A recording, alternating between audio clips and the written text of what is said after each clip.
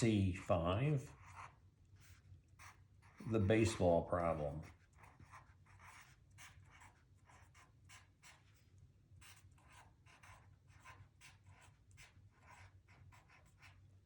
Now in baseball, when a home run is hit, they do studies and they find that the angle is less than 45 degrees.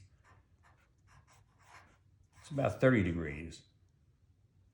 And the typical or average velocity of the ball leaving the bat is 100 miles per hour. Now I know I should be using metric, but the data I'm getting here is from US baseball, so I'm going to start with these units and then talk about the metric and give some metric equivalents for the answers.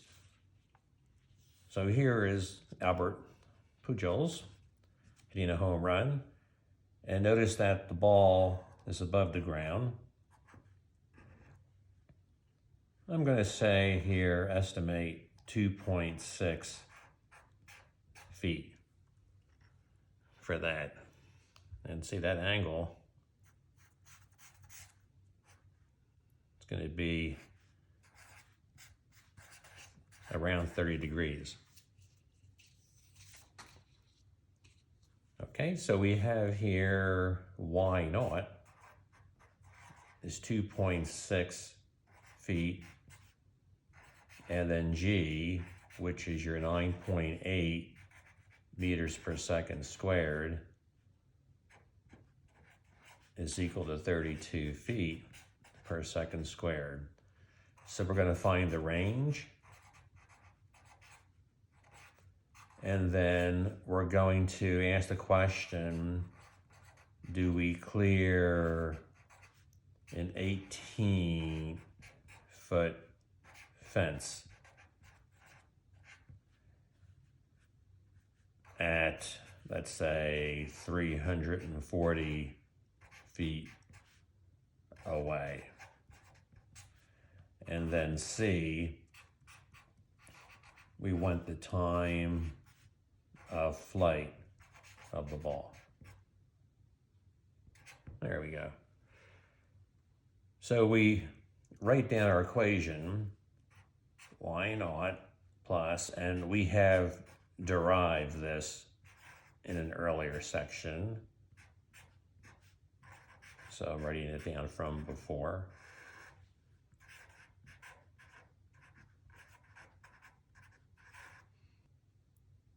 And what we're going to do here is write the X equation down. Also,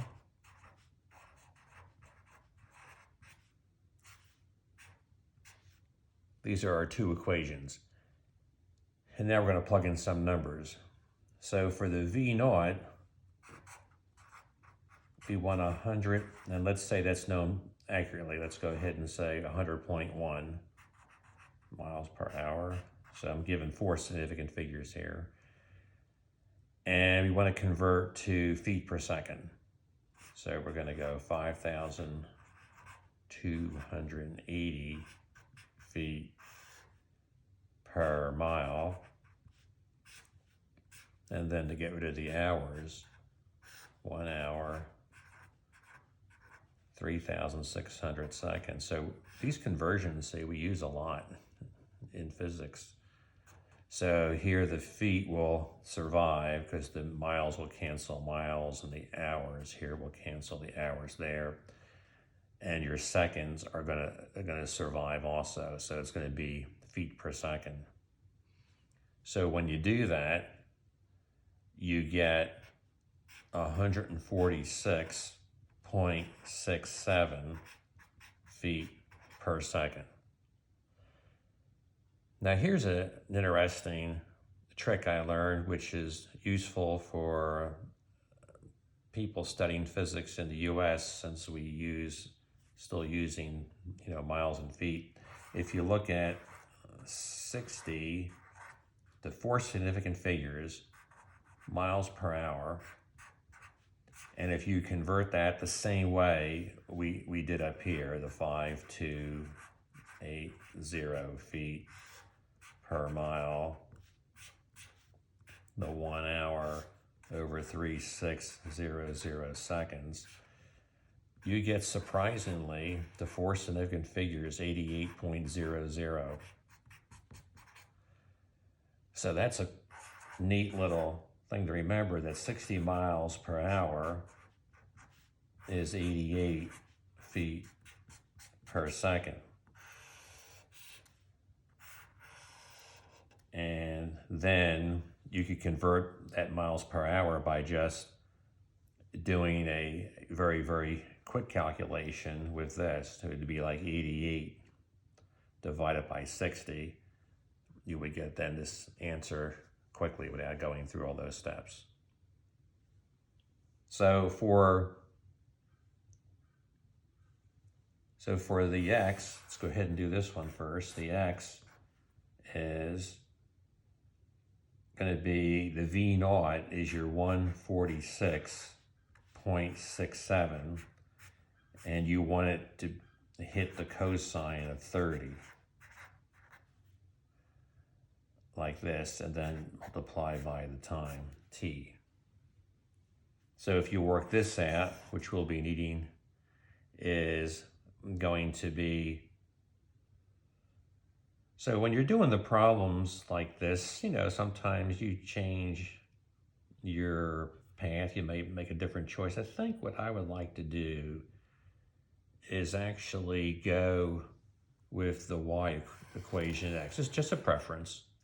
All right? I'd rather go with the y equation next because I really don't need the time until part C. I want to wait until this is the t, so I put the range in. I want to find the range first, and then I'm going to use this equation.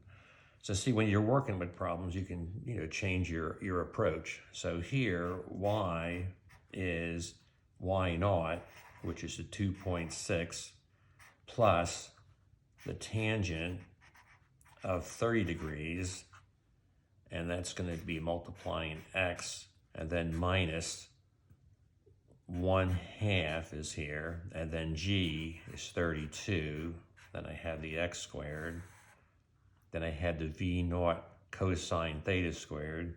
It's kind of what I had down there, so I'll need that. I'm going to need that for like both equations. 146.67 times cosine of 30 degrees, and then that gets squared. I'm going to emphasize that this is y as a function of x. I have 2.6, the tangent of 30, punch it out on the calculator, 0.57735x. And then here, I'm going to write 16, which is 1/2 of 32. And then when I work this out down here, I get 16,134. My preference is to leave it looking like that. So then I write it in standard form of quadratic equation. So I have a quadratic equation here. So I have 16x squared, like this, over 16,134. See, it's easy for me at this point to just use this equation, y is a function of x, to find here the range when y is equal to 0. I know we did last time, we used the t equation, and this is a preference. You can do physics different ways, and we used y as a function of t, set that equal to 0. But my preference for this problem is just to work with this equation and set it up like that. So if you do that, you know, basically we're trying to find, you know, the range. That's the first question. So when the ball gets hit, like here, the range is going to be where the ball hits the ground here. And it doesn't start out at the ground, so it's just going to hit the ground there. So quadratic equation, we'll still get two solutions, but, you know, typically one is positive, one's like negative, and in some cases just throw the negative one away. So here there's going to just be the one solution for the x. All right, so the next term here, 0.57735x. And then I have the plus 2.6 equal to 0. Now we go ahead and use this form. So this is ax squared plus bx plus c equals 0. So your solution minus b plus or minus, this is your quadratic formula, b squared minus 4ac all over 2a. So now we have lots of numbers to plug in. So we have the minus b, 0.57735, and then plus or minus, we have the square root, 0.57735 squared minus 4. Now the a looks a little bit cumbersome. That's your minus 16 over 16,134. And then your c is the 2.6. Then we have to divide by 2 times a, which is the minus 16 over 16,134.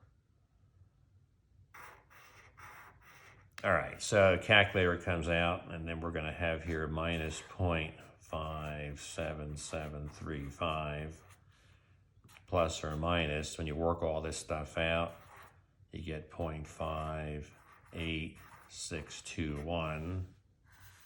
And when you work out all the stuff down there, you get minus 0.0019834.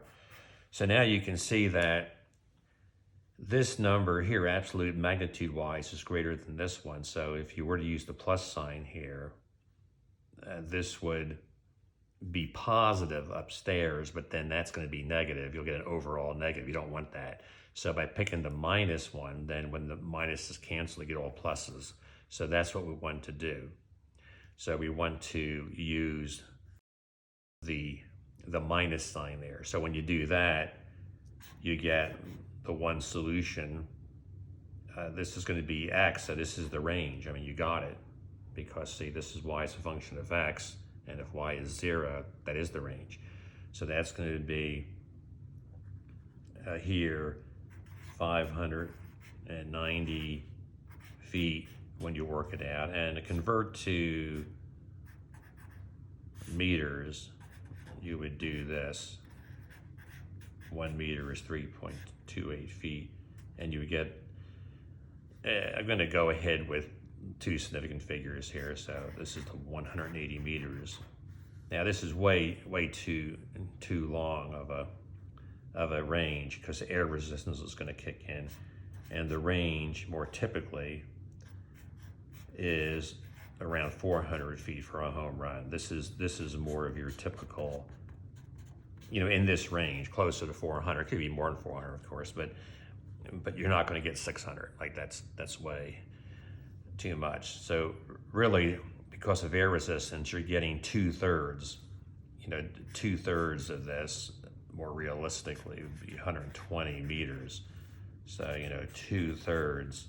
You have to multiply by 2/3 roughly to just take into consideration air resistance by the data. Okay, now we're ready to do the clearing of the fence. For the clearing of the fence, what you do is you put in 340 for x and see how high you are. 2.6 plus 0.57735 times 340, and then the last term minus 16. Numbers get kind of wild here. So what we're doing here is we're using the equation and putting in 340 for the x to see what the y is. And when you do that, you get 84 feet. That's 26 meters. And then if you want to know if it clears the fence, let's see, 84 feet well, yeah, 18 feet, yeah, you're going to clear it. So when you subtract this, you get, which is about, 20 meters over the fence. But remember, this is with no air resistance, so this is not a realistic, answer, just like the 590 is not a realistic answer. But it shows you how the formula works. So now we're ready for this one, the time, because I know what the range is. See, I know that this is, and I recommend, when you do this, to write down significant figures that are a little bit excessive in intermediate steps and round off last. So, when I said 590 here, it really came out to be 586.7. So I like to round off at the very end. So using the 4 significant figures here to round off later, then you solve for the t.